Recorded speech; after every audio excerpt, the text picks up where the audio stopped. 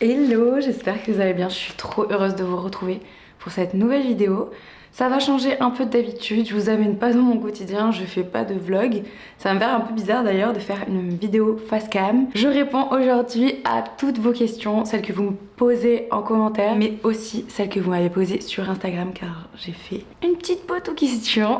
Voilà, très star. De base, je me suis dit en mode je vais faire un café et je réponds aux questions en même temps. Mais il faut savoir que je ne sais pas faire deux choses en même temps. Donc on va se faire un café.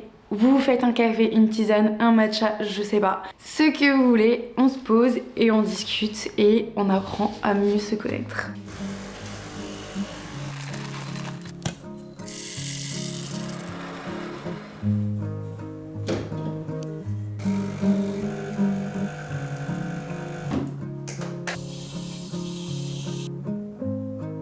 J'ai mon petit café, mon gros café, cette tasse, je l'adore, vraiment, je l'adore et je pense que ça se voit parce que je la mets dans toutes mes vidéos parce qu'en fait, c'est simple, je l'utilise H24, c'est vraiment ma tasse préférée en ce moment, je l'adore. Je n'ai évidemment pas fait un beau art latte aujourd'hui, en fait à chaque fois que je filme, je suis un peu déconcentrée, donc voilà, mais si vous voulez voir mes beaux art latte, suivez-moi sur Instagram parce qu'à chaque fois que j'en réussis un, je le poste, bien sûr.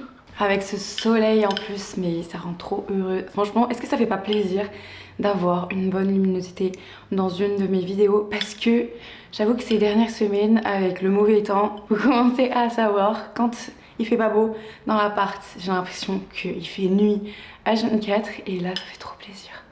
Du ciel bleu en face de moi là à la fenêtre, j'aime.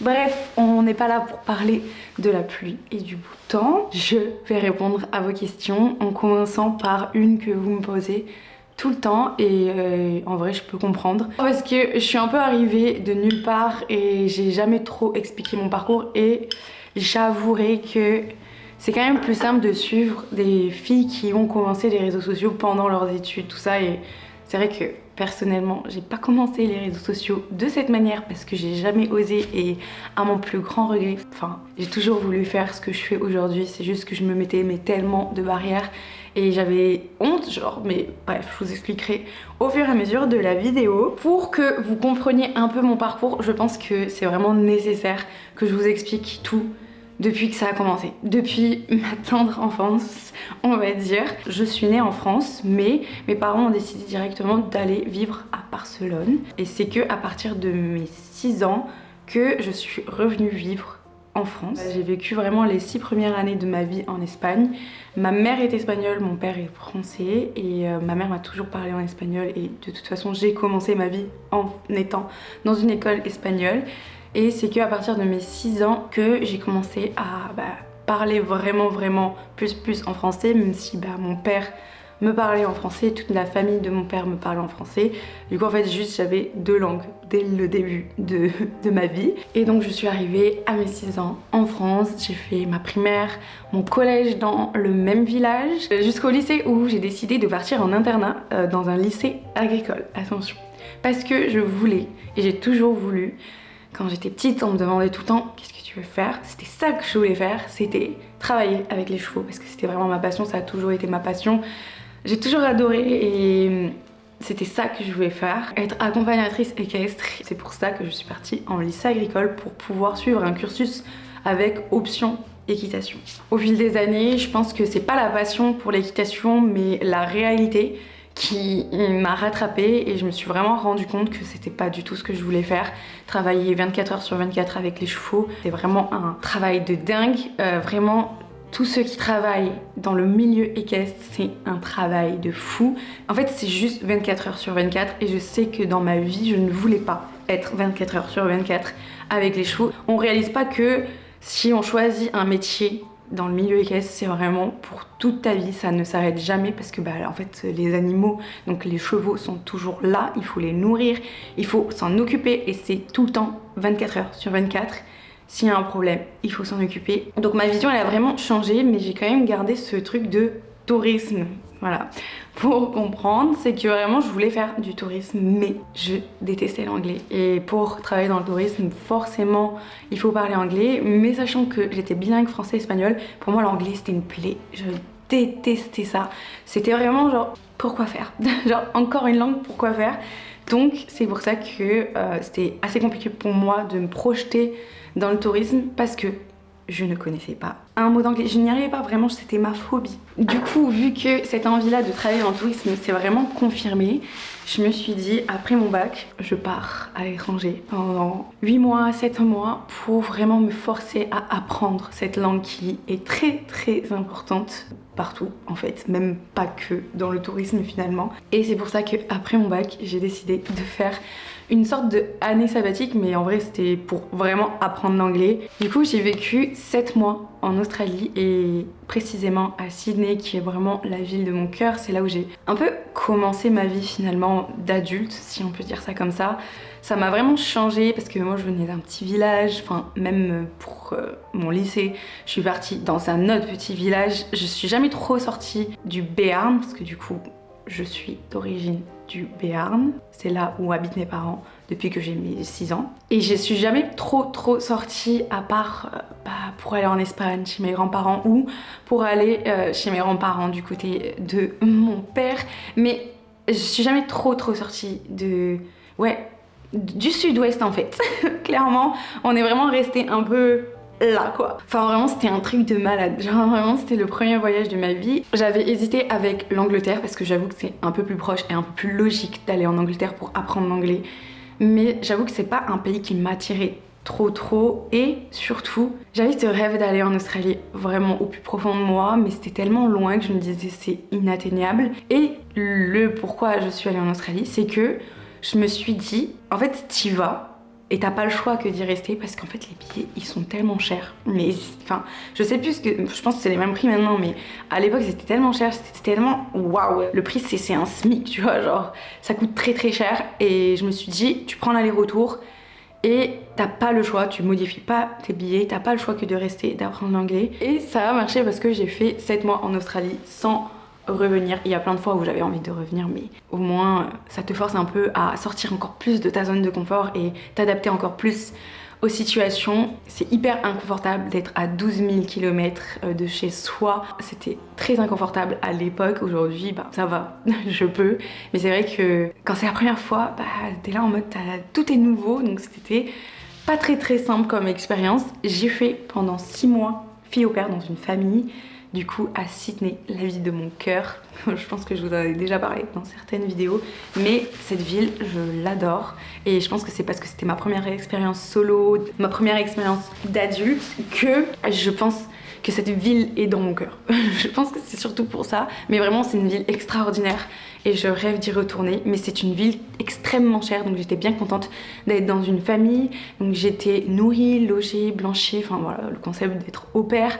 J'avais de l'argent de poche et pendant ces 6 mois, j'ai mis tout mon argent de poche parce qu'en fait juste je ne payais rien de côté pour pouvoir faire un road trip du coup de Sydney à Cairns en van avec une pote que je m'étais fait là-bas. Et c'était trop bien, mais enfin vraiment voyager en Australie c'est extrêmement cher, donc j'ai vraiment dépensé toutes les économies de 6 mois en 1 mois. J'étais là en mode oh my god, mais ça valait tellement le coup que c'était trop cool, genre vraiment. Je vais pas rentrer trop dans les détails parce que là déjà je pense que c'est assez long. Bref, je suis rentrée d'Australie, j'avoue j'étais vraiment en PLS parce que j'avoue que c'était trop beau comme expérience et je vous dis pas à quel point j'ai pleuré dans l'avion. C'est la seule fois que ça m'a fait ça, de rentrer en pleurant, mais je vous jure, le vol est tellement long, je pleurais tout le long. Je pleurais tout le long, ok. J'étais tellement triste parce que j'aimais tellement ma vie là-bas que je me disais mais en fait en France, qu'est-ce que je vais faire? Mais qu'est-ce que je vais faire en fait? Genre j'étais trop triste et j'ai eu du mal à m'en remettre. J'avoue que c'était comme une rupture, j'avais l'impression qu'on m'enlevait une partie de moi et tout. Enfin vraiment, c'était la première fois et la seule fois que ça m'a fait ça, d'être attachée à un lieu et à une situation, à plein de choses. Personnellement, je serais bien restée, mais j'avoue que fallait quand même que j'avance dans ma vie. Dans ma vie, je me suis dit en mode, est-ce que tu restes là-bas et tu refais fille au père, ou tu rentres et tu fais tes études et t'avances dans ta vie? Et genre le choix le plus raisonnable c'était vraiment tu rentres et tu avances dans ta vie parce que j'avoue que j'avais pas d'études, j'avais rien du tout. Donc il fallait que j'avance quoi. Enfin, c'était pas en faisant fil au vert que j'allais avancer dans ma vie quoi. Entre guillemets, en tout cas c'était comme ça que je le voyais à l'époque et aujourd'hui aussi. C'est vrai que c'est cool de voyager, c'est cool de faire fil au vert, mais du coup c'est pas ça qui te fait trop avancer. Enfin, au final quand tu rentres t'es au même stade que quand t'es parti. T'es vraiment en décalage avec tes proches, tout. Donc voilà, c'est ma première année de ma vie d'adulte, on va dire, qui s'est déroulée comme ça. Après, j'ai décidé de faire des études dans le tourisme. Alors attention, parce que j'ai pas été prise tout de suite en BTS tourisme, parce que j'ai fait l'erreur de vouloir absolument aller et prendre que le vœu d'être à Bordeaux, et j'ai été recalée à chaque fois. Enfin, j'ai essayé 2 ans et j'ai pas été prise. Voilà, bref, voilà. Et j'ai pas fait l'erreur 2 fois de mettre que Bordeaux, donc l'année d'après j'ai vraiment mis plein de destinations, enfin de villes en France qui proposaient le BTS Tourisme, et j'ai été prise au BTS Tourisme de Toulon. Et franchement je regrette pas d'avoir dit oui direct, parce que c'était pas mon premier vœu, mais voilà, c'était mon 11e, voilà. Vraiment, genre toujours y croire. C'est que à partir de mon BTS Tourisme que j'ai eu un peu une passion pour les réseaux, un peu une hype un peu pour tout ce qui est création de contenu, vidéo, et c'est là où j'ai vraiment commencé à vraiment bien me mettre dedans. J'ai toujours été attirée en vrai dans ça. Bon, il faut savoir aussi que mon père est photographe, donc j'ai toujours baigné dans tout ce qui est artistique, tout ce qui est création de photos surtout, et personnellement j'ai toujours été plus attirée par la vidéo, et ça me fait rire parce que quand j'avais 10 ans, j'avais eu une petite caméra, mais vraiment genre une petite caméra là une petite caméra digitale, et je faisais des mini vlogs au zoo à côté de chez moi avec mes sœurs. Genre vraiment ça me tue de rire quand j'y pense, parce que j'ai encore les rushs et je suis en mode waouh. Je faisais des vlogs, des interviews, genre en mode roller, parce qu'on faisait beaucoup de roller quand j'étais petite avec mon père, et je faisais grave de petits trucs comme ça, et ça me fait rire parce qu'en fait ça a toujours été dans mon quotidien. J'ai toujours aimé faire des photos, des vidéos, surtout des vidéos. Et mais j'ai jamais trop exploité, genre c'était juste un petit truc à côté, et puis voilà quoi. C'est en BTS Tourisme que j'ai vraiment su que j'étais faite pour le marketing, que j'étais faite pour la création de contenu. J'ai fait tous mes stages de BTS Tourisme dans le marketing, même si en vrai c'était pas du tout recommandé. Et je me suis vraiment battue pour les faire, parce que de base, t'es pas censé faire des stages en marketing. Quand t'es en BTS Tourisme, t'es plus censé faire des stages en accueil ou dans des plateformes touristiques de réservation. Et moi je voulais vraiment faire du marketing, et genre j'ai vraiment forcé pour faire ce stage. J'avoue que je me suis peut-être mis mes profs à dos et tout à l'époque, mais genre je savais très bien que c'était ça que je voulais faire, et j'ai fait vraiment tous mes stages dans le marketing, et c'était trop bien parce que ça m'a grave apporté, et parce que je savais que c'était ça que je voulais faire et que je m'investissais à 100%. Et du coup après ce BTS Tourisme, j'avoue que j'étais un peu perdue, parce que vu que je savais que je voulais faire du marketing ou de la communication, en vrai le meilleur parcours qu'on puisse faire c'est faire une école de com, mais les écoles de com c'est payant, donc c'était impossible pour moi. Enfin juste mes parents ils n'avaient pas les moyens de me payer une école de com à 10 000 € à l'année, c'était juste hors de question, et même moi non, c'est hors de question.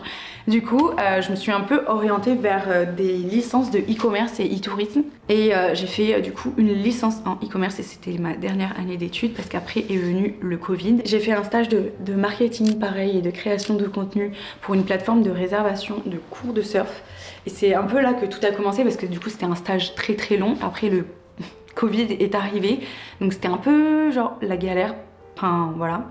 Et j'avais ce truc de me dire, est-ce que je continue mes études ou je me lance direct, j'essaye de trouver un taf et tout, sachant que c'était vraiment le bordel dans ma tête, parce que le Covid est égal bordel. Donc voilà, j'ai commencé un peu à faire des vidéos YouTube à cette époque-là, justement pendant le confinement, mais en vrai, j'en ai presque pas trop fait finalement. Enfin genre j'en ai fait 2, donc faire 2 vidéos, ça passe juste à la trappe, tu vois, genre faut faire beaucoup plus de vidéos pour que ça marche vraiment, en tout cas aujourd'hui, à l'époque aussi. Et j'avais fait que 2 petites vidéos YouTube, je publiais de temps en temps sur Instagram, mais je me disais juste en mode c'est comme ça quoi, genre je tente, mais avec 2 vidéos, voilà quoi. J'avais pas cette ambition là de me dire je vais réussir sur YouTube, c'était juste en mode vas-y tu publies et tu verras, peut-être que t'auras de la chance. Mais je me disais pas en mode là je vais forcer la chance. Voilà, c'était ça mon état d'esprit. Je me disais j'ai pas de chance, tant pis c'est pas fait pour moi. Voilà. C'est ça que je me disais dans ma tête à l'époque. Et c'était là vraiment la première année du Covid. Donc en 2020, je décide de ne pas reprendre mes études et du coup de chercher un taf. J'ai eu 4 mois, genre vraiment dans le flou. J'habitais chez mes parents, donc heureusement j'avais rien à payer, donc voilà, ça m'aidait beaucoup. Et j'ai réussi à trouver un taf en tant que réceptionniste et community manager dans un hôtel à côté de chez mes parents. Donc franchement c'était trop bien, enfin, c'était une trop belle occasion et une trop belle opportunité pour commencer, voilà. Sauf qu'il y avait vraiment ce côté de je fais de la réception aussi et c'était vraiment 75% de la réception et 25% de community manager, donc vraiment je faisais pas beaucoup de community management finalement. Et à côté j'ai commencé un peu à développer, comme à l'époque ça se faisait beaucoup, mais comme un compte un peu de conseils pour réussir sur les réseaux. Et voilà, j'aimais bien faire ça, enfin voilà, ça m'occupait. Je me disais, il faut que je me lance en freelance parce que c'est ça que je veux faire. Donc, genre, ça commençait à apprendre et je me suis dit, bon, vas-y, tu sais faire des trucs, tu sais faire des photos, tu sais faire des vidéos. J'étais là, vas-y, j'ai une base quand même de portfolio, donc je vais aller jusqu'au bout. Avec mon taf que j'avais, donc c'était dans un hôtel et il y avait un restaurant, donc j'ai commencé à faire vraiment des vidéos et des photos du restaurant, donc pour pouvoir encore plus alimenter mon portfolio. Et c'est comme ça que ça a commencé et j'ai du coup arrêté ce contrat-là, donc ça a vraiment duré 4 mois et j'ai décidé de me lancer en freelance. Sauf que j'avais postulé à des petits trucs quand même en community management, enfin en gestion de réseaux sociaux, communication, un peu à droite à gauche. Et juste après, quand je me suis lancée en freelance, j'ai eu une opportunité pour bosser en plein temps en community management, réseaux sociaux, création de contenu. C'est une expérience, je pense, qui a été très enrichissante, mais très fatigante. C'était pas du tout dans de bonnes conditions, mais je pense que je m'étale pas sur le sujet parce que sinon ça va vraiment durer 2 heures. Déjà que là, voilà, mon parcours, là, il commence à faire, je crois que ça fait quoi, 30 minutes que je parle, waouh. On va faire une vidéo que de ça en fait, je vais répondre à que ça comme question parce que là, waouh. Ouais, donc c'était vraiment une expérience où j'ai beaucoup taffé, beaucoup plus que ce qui est légal finalement. Et c'était vraiment une expérience très stressante mais en même temps très stimulante en même temps. J'ai vraiment tout appris parce que je faisais vraiment tout dans cette boîte. J'étais vraiment assistante de direction, on va dire ça comme ça. Mais c'était vraiment, j'étais un peu le couteau suisse qui faisait un peu tout du coup, enfin voilà. Je faisais du montage vidéo, je faisais de la création de contenu, je faisais de la création de texte, je faisais du SAV, je faisais vraiment tout et j'avoue que j'ai été très formée d'un coup. J'ai pu toucher à beaucoup de trucs d'un coup, mais c'était vraiment pas horrible comme expérience, un peu. Mais bon, je vais pas rentrer dans les détails, mais j'ai fait un burn-out pendant cette du coup expérience parce que en fait, je suis vraiment rentrée dans cette expérience en mode c'est la chance de ma vie et faut absolument que je donne tout parce que j'ai jamais eu l'occasion de faire tout ça et c'est tout ce que je rêvais de faire. Et je me suis fait un peu avoir dans cette expérience-là justement à tout donner d'un coup et tout donner tout court alors que derrière il n'y avait pas de retour. Enfin voilà, j'en parlerai un peu plus mais un jour, je sais pas. Mais ça a vraiment été une expérience incroyable et traumatisante à la fois. Entre temps, j'ai rencontré mon copain qui est un peu dans le même milieu que moi. Finalement, m'a dit c'est pas normal ta situation, c'est pas normal d'être stressé H24, c'est pas normal de pleurer H24. C'est pas normal d'être dans ton état. Il faut vraiment que tu mettes un terme à ce travail, tu vois. Genre, faut vraiment que tu le quittes. Mais en fait, le truc, c'est que j'étais bloquée. Financièrement, je ne pouvais pas partir comme ça du jour au lendemain. Enfin, genre, j'allais faire quoi? Vu que ça me prenait vraiment tout mon temps, je vous dis tout mon temps. C'était 24 heures sur 24, 7 jours sur 7. J'avais pas le temps de chercher autre chose à côté, donc j'étais là en mode j'ai pas le choix, je dois rester, tu vois, genre en mode voilà, j'étais vraiment dans cet engrenage. Et jusqu'à un jour où c'était vraiment trop et j'ai décidé d'arrêter parce que vraiment, genre, mais même ma santé se dégradait, il y avait tellement de signes. Ça m'a choqué un jour, franchement, je me suis réveillée avec deux boutons de fièvre, vraiment, genre un en haut, un en bas. J'étais au bout, enfin vraiment, voilà. Donc je me suis vraiment lancée en freelance à ce moment-là, en photo, vidéo, création de contenu et surtout en conseil, en stratégie marketing, stratégie de contenu. Parce que c'est vrai que du coup, avec la boîte avec qui je travaillais à l'époque, on avait vraiment eu des très beaux résultats. Donc ça a pu me servir justement pour vendre mes prestations et ça m'a vraiment aidée dans ce sens. Mais j'étais un peu quand même traumatisée par l'expérience, donc je voyais vraiment des red flags partout alors qu'il n'y en avait pas. Mais bon voilà, ça c'est vraiment un autre sujet. Et j'avais surtout vraiment mis beaucoup de côté. Il faut savoir qu'à l'époque je n'avais pas le chômage parce que du coup, histoire compliquée mais et pas très légale, mais j'étais en faux salariat. Donc quand on est en faux salariat, on est freelance et on travaille à temps plein pour une personne. Et on n'a pas toutes les aides que nous offre l'État, du genre si jamais on fait une rupture conventionnelle ou quoi. Non, moi j'avais pas ça parce qu'en fait j'étais juste freelance, voilà. Donc j'avoue que c'était un peu galère parce que j'avais pas le chômage et du coup j'ai dû quitter staff qui me traumatisait et j'ai dû mettre vraiment beaucoup d'argent de côté pour pouvoir me dire en mode ouais je peux survivre. À cette époque là du coup je vivais ici à Hossegor, j'avais un autre appart avec Martin. On est reparti chez mes parents parce qu'on avait pour projet avec Martin de partir à l'étranger pendant 4 mois, donc en Asie, en voyage, parce que vraiment c'est toujours un truc qu'on a voulu faire, mais vraiment en mode backpack, mais vraiment backpack galère. Genre backpack, pas beaucoup de budget, vous voyez, genre vraiment c'était... voilà, bon, on en vient. Je commence à quand même faire des petites missions de photos et de vidéos. Et je commence à encore remplir plus mon portfolio, parce que vraiment mon portfolio, enfin... Heureusement que je l'ai alimenté au fur et à mesure des années, même si j'avais pas de projet, même si j'avais pas de clients, je faisais juste des trucs perso que je rajoutais et c'est vraiment ça qui m'a aidé à après avoir des clients, juste ne pas être dans l'attente d'en avoir pour le remplir. Et j'ai continué, on a fait quelques contrats aussi ensemble avec Martin, donc c'était trop cool. Et puis on est parti en novembre 2022, oui, en Asie. C'est là où j'ai commencé à faire des vidéos sur YouTube.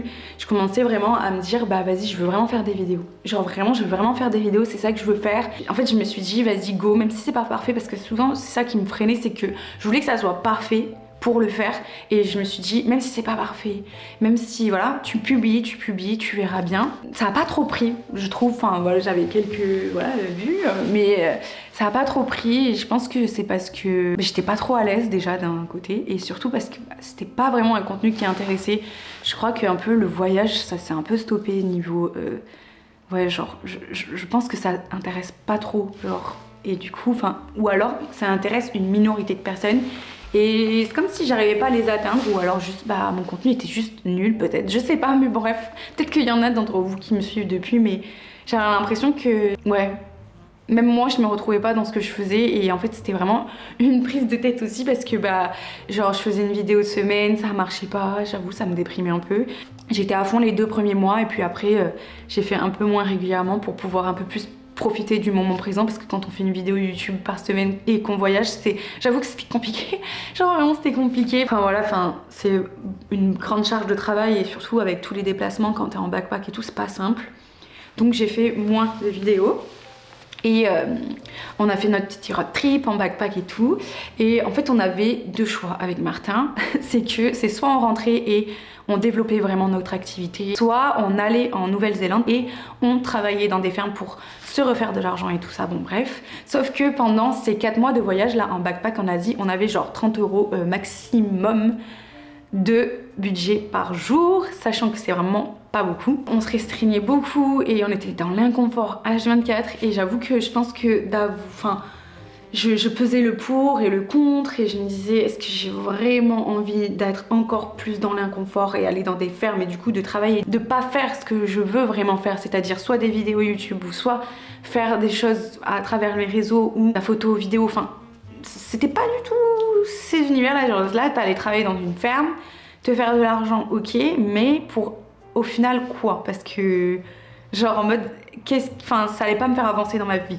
Ça allait pas nous faire avancer dans notre vie. À côté, j'avais vu une annonce qui avait éclos ici dans le sud, enfin du coup à Hossegor, pour gérer les réseaux sociaux de l'office du tourisme. Et donc j'avais postulé sans attendre, tu vois, genre je me suis juste dit bah on sait jamais, tu vois, au pire ça sera notre signe. Voilà, je me suis dit si je suis prise c'est notre signe de rentrée. Et bien vous devinez quoi, j'ai été prise. Donc on est rentré et je pense que c'est la meilleure décision qu'on ait fait, mais sauf qu'on est rentré avec 0, genre vraiment 0. En vrai là j'ai vraiment l'impression que je détaille vraiment toute ma vie, mais genre c'est abusé parce que du coup c'est des choses que potentiellement je vous ai jamais racontées, donc c'est peut-être important de les savoir, je sais pas, ou c'est peut-être trop intime. Genre là je me suis dit genre en mode ça fait un peu trop longtemps que je parle, juste pour une question. Donc au final peut-être que cette vidéo s'appellera juste mon parcours en fait. Genre parce que c'est peut-être pas une foire aux questions, genre là. C'est vraiment mon parcours. Et ça s'appellera mon parcours et je réponds à mes questions juste après et ça sera une partie de... je sais pas. Bref, moi vous savez tout de moi, genre vraiment vous savez tout. On est rentré avec 0, ok. Genre vraiment, je sais pas si c'était vraiment une bonne décision de partir à l'étranger avec si peu d'argent de côté, mais on est vraiment rentré avec 0, donc on s'est vraiment refait genre, ouais, de 0. Genre vraiment on s'est refait de 0 et j'avoue que c'était un peu galère quand même. Bon, moi j'avais mon CTT du coup de 9 mois avec l'office de tourisme et j'étais quand même pas mal payée, mais vu que j'avais pas de voiture et qu'il me fallait une voiture pour ce taf, j'ai dû faire un emprunt à la banque pour me payer une voiture. Genre j'ai pas pris une voiture de ouf, mais j'ai quand même payé une voiture que j'ai remboursée sur 9 mois, donc au final, enfin c'est comme si je gagnais presque rien vu que je remboursais ma voiture, enfin voilà. En fait c'était juste obligatoire que j'ai cette voiture. Pour travailler j'avais pas le choix que d'avoir fait ça. Donc je suis rentrée et j'ai fait du coup ce taf avec l'office du tourisme qui s'est plutôt bien passé, mais j'avoue que c'était pas quelque chose que j'avais envie de faire toute ma vie. Ce que j'ai vraiment aimé avec cette expérience, c'est que j'étais en forfait libre, enfin un forfait jour, pas libre, pas du tout libre même, mais bon. Et en fait c'était un peu comme si j'étais en freelance, mais j'étais dans l'entreprise, vous voyez. Pas tout à fait, parce que quand même je devais beaucoup de comptes. À côté, j'avais toujours mon auto-entreprise, parce que du coup, j'avais mon auto-entreprise et mon CDD. Il me fallait de la thune en fait. Juste, il me fallait de la thune. Et à côté, il y avait une agence de création de contenu qui m'avait contactée. Donc j'ai beaucoup bossé avec eux pendant mes week-ends, sachant que vu que j'étais en forfait jour et que bah, c'est dans le milieu touristique avec mon CDD, je pouvais un peu faire mon planning comme je voulais, entre guillemets, parce qu'il fallait quand même que je fasse mes heures et mes jours et mon taf, tout simplement, parce qu'il y avait quand même beaucoup de taf. Je suis vraiment arrivée en avril quand il y avait le plus de taf, parce que du coup, de avril à septembre, c'est là où tu dois vraiment beaucoup, enfin tu dois bombarder en contenu quand tu travailles dans un office du tourisme, en tout cas balnéaire, enfin dans une station balnéaire comme Haut-Segor, c'est la période. L'hiver, c'est un peu plus creux, donc tu te reposes plus, mais c'était pas la période où j'avais mon CDD quoi. J'ai commencé à charbonner, genre vraiment j'arrêtais pas. De avril à fin septembre, j'ai pas arrêté, j'avais pas eu un seul week-end. Enfin, je pense que je suis partie 2-3 fois à la montagne, j'ai réussi. Mais c'était juste mes seuls jours de repos, vraiment que je m'accordais parce que sinon j'étais vraiment en full, tout en montage, vidéo, création de contenu. Cette année-là, vraiment genre l'année... J'arrive pas avec les années. 2023, j'ai bombardé, vraiment j'ai bombardé de contenu à droite, à gauche, enfin, vraiment je me suis dit il me faut de la thune Annick, la thune. Bref, j'espère que vous avez la ref. Juste il fallait que je me refasse parce que là vraiment c'était la galère, voilà, c'était vraiment la galère. On a trouvé un appart entre temps, c'était trop cool et tout, enfin voilà c'était trop bien. Et c'est pour ça que bah, je l'ai pas aménagé d'un coup, c'est juste que j'avais pas de thune en fait pour l'aménager. Donc on a vraiment tout aménagé au fur et à mesure. Et encore là, on réaménage des tout petits trucs, mais je pense que là, ça va, c'est à peu près ça quoi. Du coup, pendant cette année-là, donc j'ai travaillé avec une agence de création de contenu le week-end et avec du coup l'office du tourisme, donc mon CDD. J'arrivais vraiment à cumuler les deux, tant bien que mal. Mais c'est chaud quoi. Mais bon, ça me permettait de me faire revivre, de me refaire quoi. Et vraiment mon objectif c'était genre juste je mets beaucoup d'argent de côté, je dépense presque rien. Enfin voilà, de toute façon j'avais pas le temps de dépenser vu que je travaillais tout le temps en fait. Ouais, je fais tout ça et je reviens sur YouTube. Genre vraiment parce que c'est ça que je voulais faire. J'ai essayé de faire des petites vidéos pendant ces mois-là mais c'était juste impossible parce que c'était tellement décousu, j'avais tellement de taf que j'avais juste pas le temps de bien me pencher sur les réseaux sociaux, donc j'ai fait des petits trucs à droite à gauche. Je pense que voilà, enfin je sais pas si vous me suivez depuis là, mais je pense qu'il y avait quand même, j'avais une petite base, mais genre vraiment pas non plus énorme. T'as mis voilà d'argent de côté, tu vas avoir ton chômage pour la première fois de ma vie à mes 26 ans, oui parce que j'ai 27 maintenant, voilà. Tu vas avoir le chômage et tu vas pouvoir consacrer 100% de ton énergie dans ce que tu veux vraiment faire dans ta vie en fait, genre la création de contenu, être en freelance, travailler pour tes clients sans avoir la pression de te dire il me faut de l'argent et genre en mode la peur de manquer, tu vois, genre juste être confortable, même si tu n'utilises pas ce chômage pour le moment, au moins tu as cette sécurité là que je n'ai jamais eu en fait, cette sécurité de me dire ok je peux compter au cas où en fait, c'est vraiment ce truc de au cas où et être sereine. Parce que vraiment c'était pour moi le plus important. Parce que quand t'es pas sereine, tu fais tout mal et tu fais un peu tout parce que du coup t'as pas le choix. Et je me suis dit, pour une fois, tu vas avoir le choix. Et pour une fois, tu vas faire les choses bien. Pour une fois, tu vas pas faire les choses dans la course. Tu vas pas faire tout et rien à la fois, en fait, juste tout simplement. Tu vas pas juste en mode galérer.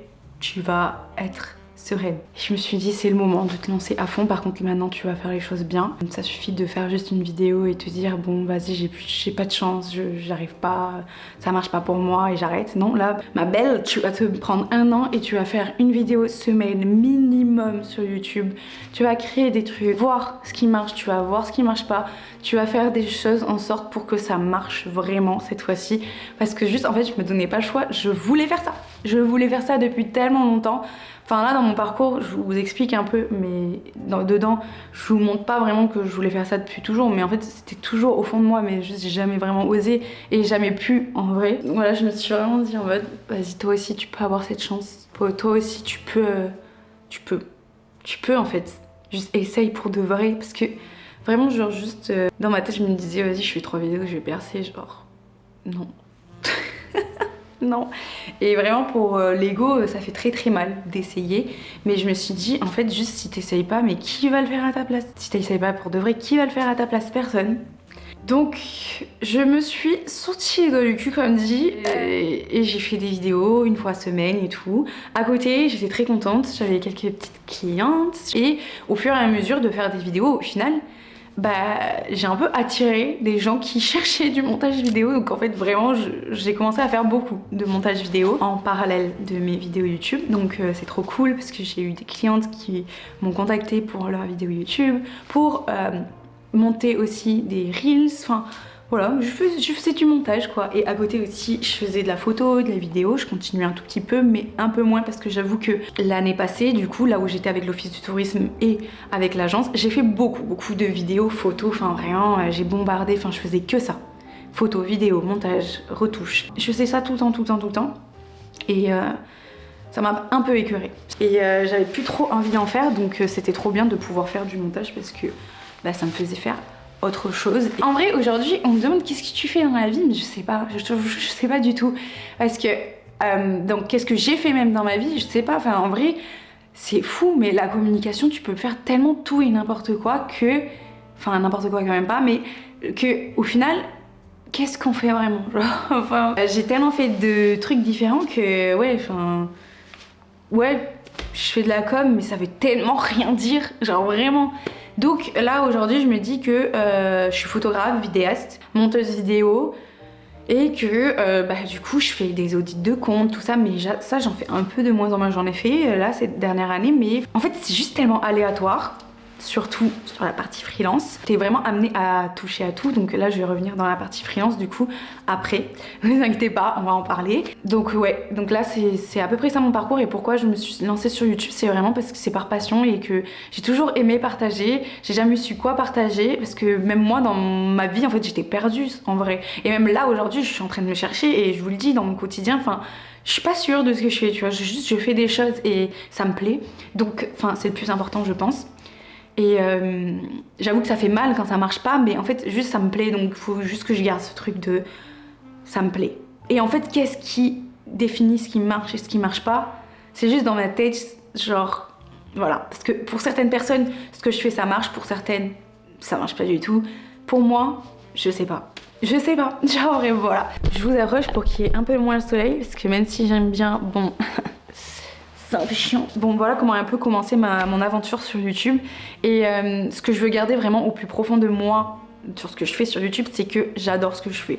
Alors c'est vrai que y a beaucoup de remises en question. Pendant 1 an j'ai vraiment fait beaucoup de vidéos, j'ai essayé de m'améliorer et surtout m'améliorer dans ce truc de me dire que c'est pas grave si c'est pas parfait.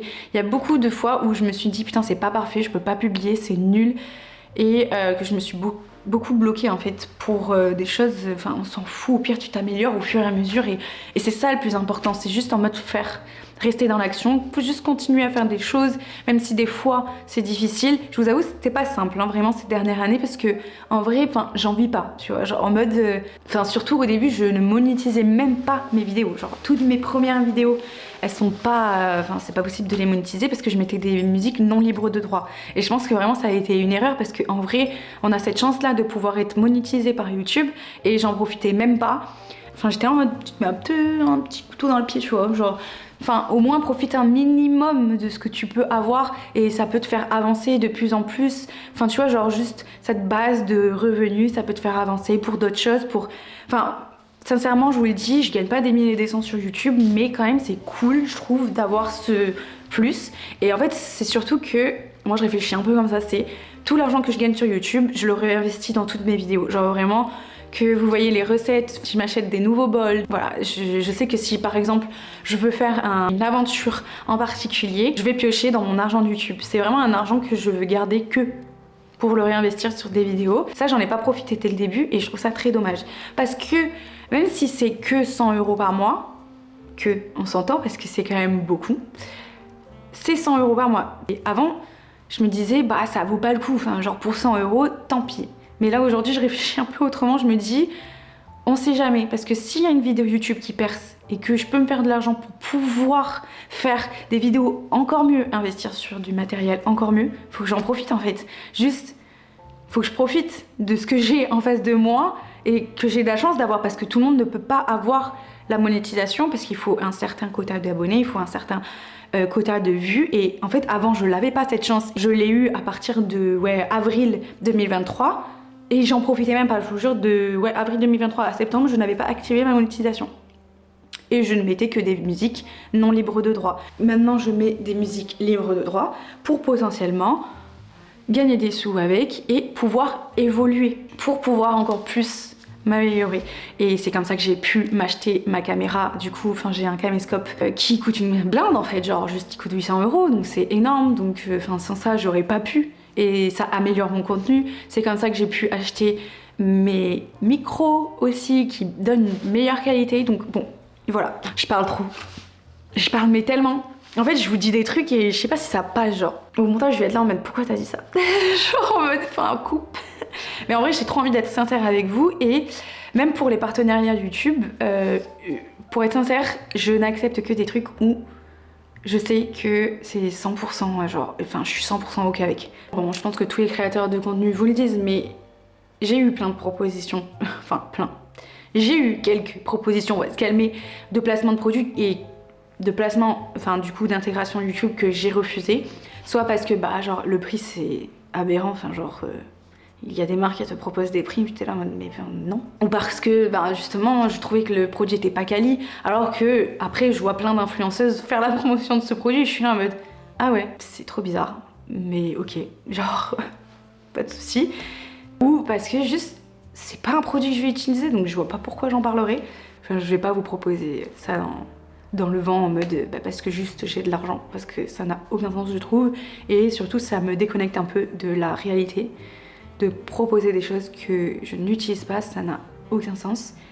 Et justement, j'ai eu un rendez-vous hyper intéressant la semaine dernière avec une agence de relations presse qui font vraiment attention à qui ils donnent et voilà, à qui ils offrent des produits, voilà, pour limiter la surconsommation, parce que vraiment, c'est très important pour moi de ne pas surconsommer.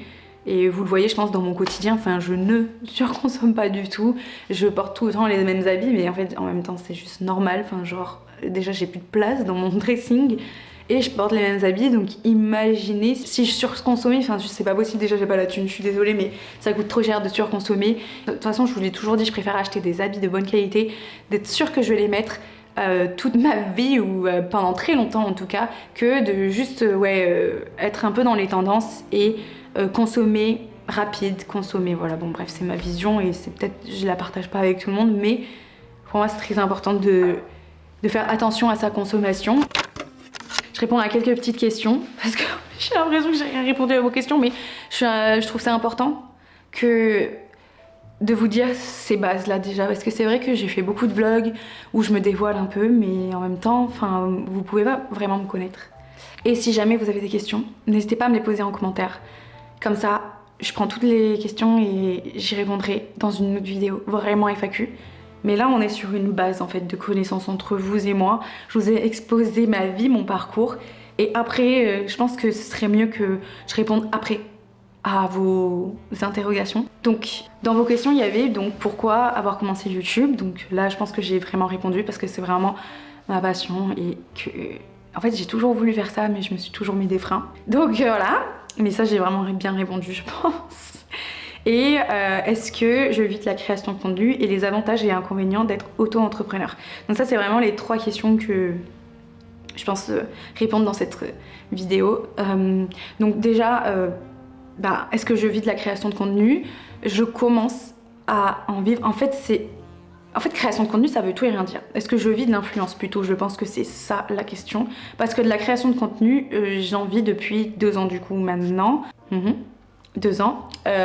Mais pas en tant que moi créatrice dans mon compte, sur mon compte en fait. C'est vraiment en mode créatrice de contenu, juste en général, même sans être dans l'image, juste en mode je fais des vidéos, je fais des photos pour des marques, pour des lieux, pour voilà, avec l'office de tourisme, avec d'autres clients, je fais du montage vidéo, donc ça c'est de la création de contenu. Mais c'est pas de la création de contenu pour moi, donc c'est pas de l'influence en fait. Du coup, est-ce que je vis de l'influence? Non. En fait c'est assez aléatoire, il y a des mois où je vais pouvoir en vivre, des mois non, mais c'est un peu insécure. En fait je peux même pas dire parce qu'il y a des mois où je vais pouvoir me faire un montant et un autre rien. Là pour le moment je pourrais vivre avec, mais sincèrement je me fais moins d'un SMIC je pense, enfin en vrai vu que ça dépend des mois, c'est juste lissé sur l'année, je me fais moins d'un SMIC et je me vois pas vivre ma vie avec moins d'un SMIC, donc je suis obligée entre guillemets parce que j'adore faire ce que je fais à côté, qui est ma freelance du coup, qui en ce moment est plus monteuse vidéo. Cette année je veux vraiment me focaliser dessus pour pouvoir vraiment vivre à 100% confortablement des réseaux sociaux, donc de ma partie influence, sans dépendre de ma freelance à côté et voilà. Les avantages et les inconvénients d'être auto-entrepreneur, je vais parler des avantages. Donc déjà, bon, bien évidemment, les avantages, c'est que tu es libre, mais en même temps, tu es libre aussi de faire beaucoup plus d'horaires. T'es ton propre patron, donc où est la limite? C'est toute ta vie en fait. Quand t'es auto-entrepreneur, vraiment, ton taf, c'est toute ta vie parce que c'est matin, midi, soir, enfin, ça s'arrête pas en fait. Alors que, bon, à part si, genre, vous êtes dans un taf où c'est pas normal, genre juste, voilà, vous faites un 35 heures et après, normalement, c'est fini. Genre en mode, vous faites pas plus d'heures, normalement, que les heures que vous devez faire, alors que quand t'es un auto-entrepreneur, tu peux travailler quand tu veux, mais par contre, c'est tout le temps. Voilà. Donc ça a des avantages parce que par exemple, comme je vous disais, tu peux faire en fonction de la météo par exemple. Donc personnellement, quand je dois filmer, je vais vraiment prioriser les jours où il fait beau, des fois je peux pas. Mais voilà, tu peux prioriser de travailler le soir, tu peux prioriser de travailler le matin, mais il y a des fois où je vais pas travailler de toute la matinée, mais par contre je vais travailler de 14h à 23h. Mais ça c'est mon choix et je suis pas obligée parce que je peux m'imposer des horaires, mais je trouve que c'est un peu compliqué quand t'es en freelance de t'en imposer parce que t'as cette liberté de pouvoir faire plus, comme t'as cette liberté de faire moins, mais si tu fais moins, est-ce que t'as plus de résultats ? Je sais pas. Il y en a oui, il y en a non. Moi personnellement, je suis un peu dans un entre-deux où je me dis, ça fait 3 ans aujourd'hui que je suis un peu dans la freelance, moitié pas freelance pendant 1 an, mais bon voilà. 2 ans je dirais dans ce côté où je suis vraiment freelance et à mon compte et c'est pas confortable. Genre vraiment c'est pas confortable, en fait c'est juste des insécurités H24 et c'est ça qui est un peu pesant et qui m'a fait du bien quand justement j'ai eu cette sécurité là de potentiellement avoir le chômage si j'en avais besoin, parce que sinon t'es toujours dans l'inconfort de te dire je vais manquer et ça je trouve c'est horrible, chose que tu n'as pas du tout quand tu es en CDI parce que chaque mois tu vas avoir un salaire. Quoi qu'il s'en vienne, quoi qu'il se passe dans ton mois, tu vas avoir ton salaire à la fin du mois. Tu vas avoir cette sécurité-là d'avoir des vacances payées, cette sécurité-là d'avoir des congés. Du coup, si jamais t'es malade, enfin en tant qu'auto-entrepreneur, si t'es malade, juste tu travailles pas, donc tu gagnes pas d'argent. Ça dépend de ton business plan. Si tu fais de la prestation de service, si t'es malade, tu peux juste pas travailler, donc tu peux pas faire de l'argent. Et personnellement, je suis dans la prestation de service, donc je suis malade, je peux pas travailler en fait. Mais en même temps, ça a ce côté, bien. Je dirais pas cool, hein. Mais c'est bien de pouvoir choisir ses horaires et pour moi, c'est vraiment le plus important. En fait, moi, je m'en fous de finir à 23h, mais juste, il y a des fois où je suis pas productive de 9h à midi par exemple. J'ai pas envie de travailler de 9h à midi. Et je sais que je vais bombarder par exemple de 20h à 23h, c'est ça la liberté que j'ai. C'est de pouvoir le faire. Voilà, ça c'est quelque chose qui me plaît et D'ailleurs, j'en ai déjà discuté avec Ilona justement parce que j'avais eu un commentaire sous une de mes vidéos qui me disait en mode Ainoa, c'est vraiment la vie à la baba cool, sauf que en fait moi ça m'a vraiment vexée parce que c'est pas du tout le cas. Il faut savoir que vraiment pour créer une vidéo YouTube par semaine, c'est vraiment un taf énorme et enfin le montage qu'il y a à faire derrière une vidéo de 36 minutes, c'est énorme et j'en fais quand même souvent des vidéos de 36 minutes et même de 20 minutes, enfin genre c'est juste énorme le montage. À part si vous bâclez le montage et que genre c'est dégueu. Mais j'ai pas envie de faire ça. Genre donc du coup, enfin pour faire des montages de qualité et genre pas bâclé, c'est énormément de temps du montage. Et j'en discutais avec Ilona, du coup ma copine youtubeuse que vous avez vue à Paris, que c'est vrai que je monte pas trop quand je travaille parce que en vrai juste je suis un peu timide sur ça, j'ai pas trop envie de montrer et en fait surtout je me disais que c'était pas intéressant mais au vu de tous vos retours et vous comprenez pas trop ce que je fais, bah je trouvais ça important de vous le montrer un peu plus. C'est pour ça que la vidéo de Paris, vous me voyez un peu plus travailler. Mais je sais pas si ça vous plaît vraiment de me voir travailler. En fait pour moi je trouvais que ça avait pas de sens de trop montrer les backstage de ce que je faisais. Mais si c'est quelque chose qui vous intéresse, je le ferai un peu plus. Ou si c'est quelque chose qui vous motive, je vous ferai un peu plus. Parce que c'est vrai que on peut se dire en mode Ainoa c'est vraiment la vie à la baba cool comme a dit le commentaire. Parce que je ne montre pas cet aspect là. Mais pourtant je charbonne parce qu'une vidéo de 36 minutes c'est hyper long à monter. Enfin vraiment c'est beaucoup d'heures de travail. Et il y a plein de week-ends où j'ai passé vraiment tout mon week-end à travailler. Mais ça c'est pas quelque chose que je vais vous montrer. Enfin genre en mode... Juste, je suis un chignon dans mon lit, je fais mon montage avec mes grosses lunettes.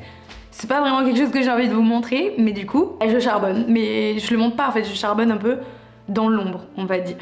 Et si c'est quelque chose qui vous intéresse de voir, moi je vous montre et franchement je serais trop ravie d'échanger avec vous sur plein de trucs et tout. Enfin voilà, comment j'ai appris à faire du montage. Je pense que je vais arrêter un peu là cette vidéo et vous me direz ce que vous en pensez dans les commentaires parce que en vrai, j'ai pas envie de trop parler et de trop en dire si c'est un peu barbant, genre mode... Voilà, je pense que j'aime beaucoup parler. Voilà, j'aime beaucoup parler, j'aime beaucoup blablabla, je m'en mêle beaucoup. Et j'avoue que là, j'ai l'impression d'être un peu partie dans tous les sens, donc j'espère que c'est pas trop brouillant cette vidéo.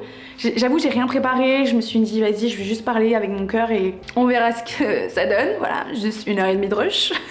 Mais ouais, ça me semblait important de me présenter à vous en fait. Genre vraiment, chose que je n'ai jamais fait. Vraiment, je regrette de ne pas avoir commencé YouTube avant pour juste que vous suiviez mon parcours sans que j'ai à vous l'expliquer, juste vous documenter mon parcours. Mais c'est des choses que j'ai pas faites donc du coup, je trouve que c'est important quand même de vous expliquer d'où je viens, ce que j'ai fait et ouais, pourquoi je suis là. Il y a beaucoup de choses que j'ai envie de faire dans ma vie. Personnellement, je trouve que j'ai pas fait des choses extraordinaires. Mais est-ce qu'on a vraiment besoin de faire tous des choses extraordinaires? J'ai eu toujours ce complexe de... Ouais, j'ai déjà 27 ans et il y a des meufs de 21 ans qui créent des boîtes qui font des millions et des millions. Ça me complexait pas mal et c'est pour ça que je disais pas trop mon âge. Mais oui, j'ai 27 ans, voilà. Et j'avoue que ça fait bizarre de vous le dire parce que je me suis toujours dit en mode bon, je vais pas le dire, je suis assez pudique sur ça. Justement parce que j'avais honte du fait que je suis un peu vieille, genre. Enfin, je suis pas vieille, mais c'est comme j'ai l'impression sur les réseaux, faut être là depuis toujours et donc du coup, 27 ans c'est trop tard. Enfin, est-ce que c'est vraiment trop tard? Non, c'est pas trop tard. Enfin vraiment, genre si vous avez envie de créer du contenu et que vous avez 27 ans ou même plus, et que ça a toujours été votre envie ou maintenant que c'est votre envie du moment, faites-le. Faites-le parce que c'est pas trop tard. Moi je me suis vraiment bloquée justement dans le fait de me dire aussi c'est trop tard et genre en mode j'ai raté ma chance, il fallait que je fasse ça quand j'étais plus jeune, genre qu'est-ce que je vais faire ça maintenant alors que j'ai 27 ans au lieu de juste construire ma vie professionnelle. Mais si c'est ça qui me rend heureuse, pourquoi pas. C'est ça ma vision et je pense que je vais m'arrêter là parce que sinon je vais faire un discours de 2 heures sur ce sujet et c'est pas le moment parce que c'est déjà assez long. Enfin voilà, je pense que je vais m'arrêter de parler un tout petit peu et je reviendrai un peu plus tard sur les autres questions que vous m'avez posées. Je suis vraiment désolée mais potentiellement il y aura une autre vidéo en fait dans pas très longtemps.